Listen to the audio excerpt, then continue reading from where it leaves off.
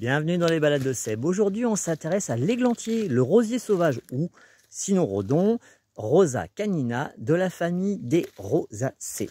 Alors, voilà le rosier sauvage avec ses faux fruits, le Cynorrhodon. On peut encore apercevoir les sépales qui sont à la base des fleurs. Alors, à quoi on reconnaît un rosier sauvage? Si on part voilà, de la base et qu'on remonte, on voit belle grosse ramification. Et la ramification est bien ronde avec des épines, contrairement à la ronce qu'on peut voir ici, qui est bien violette. Et la ramification, elle est pas vraiment ronde, mais elle est plutôt avec des arêtes formant à peu près 5 étoiles. Voilà, ça c'est la ronce. Si je reviens à mon Cynorrhodon, voilà. Donc, je vais en cueillir un. Voilà, je cueille le faux fruit. Et je vais vous montrer ce qui se passe au niveau de ce fruit quand on le presse. Je vais essayer d'arriver à faire une mise au point. Quand je presse le fruit, vous voyez ce qui sort? Voilà, c'est la pulpe. Et cette pulpe, évidemment, se mange. Qu'est-ce qu'il y a à l'intérieur? Une pulpe bourrée de vitamine C. C'est l'équivalent en teneur en vitamine C de 20 à 30 oranges. Si on regarde un petit peu, on commence à voir apparaître les graines.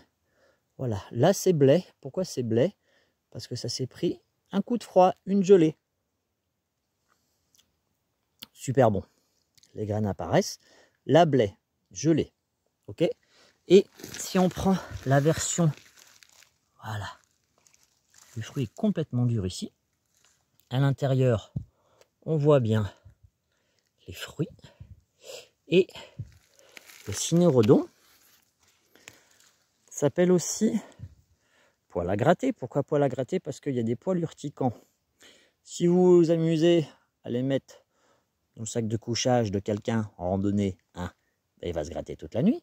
Et si par hasard vous vous amusez à les manger, ben vous allez comprendre à un moment, quand ça va vouloir sortir, l'expression gratte-cul. Donc, la version dure, avec ses poils, on va pas la manger. Par contre, si on prend la même chose et on l'a évidé, c'est-à-dire qu'on a enlevé les graines et les poils urticants, on peut le manger et c'est un petit goût acidulé, donc c'est un petit bonbon. Donc si vous voulez occuper les enfants pendant qu'ils sont agités sur les chemins dans la forêt, vous prenez le Cynorrhodon et vous leur faites enlever les graines et vous les faites manger. C'est super bon, c'est acidulé. Donc comment consommer le Cynorrhodon? Vous pouvez le manger blé, c'est-à-dire qu'il a pris une gelée. Mais si vous n'êtes pas patient du tout, vous le cueillez sec et vous le mettez au congélateur. Quand vous allez le ressortir, il sera blé. Donc du coup, à partir de cette pulpe-là, on peut en faire de la confiture. C'est la version sucrée. Vous savez comment on fait une confiture. Le fruit, du sucre. On peut en faire aussi une sauce tomate.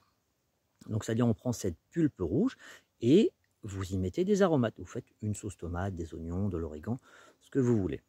Il y a la version donc dure que vous pouvez faire sécher et consommer en infusion. Donc vous évidez les graines, vous faites sécher et vous allez faire une infusion. Donc je vous rappelle, une infusion, on fait frémir de l'eau. Ensuite, on va mettre le fruit dedans. Si on fait une décoction, pardon, la décoction, c'est qu'on prend le fruit en entier, on le met dans l'eau et on fait bouillir pendant 10 minutes. Voilà les consommations. Donc, de la sauce tomate, de la confiture, des infusions, des décoctions. Et sinon, en randonnée, comme ça, frais, une fois que c'est blé. Et là, vous avez une bombe de vitamines qui va vous ressourcer, qui va vous apporter toutes les vitamines essentielles que vous avez besoin pendant l'hiver. Mais attention au gras de cul. Bonne balade, bon appétit!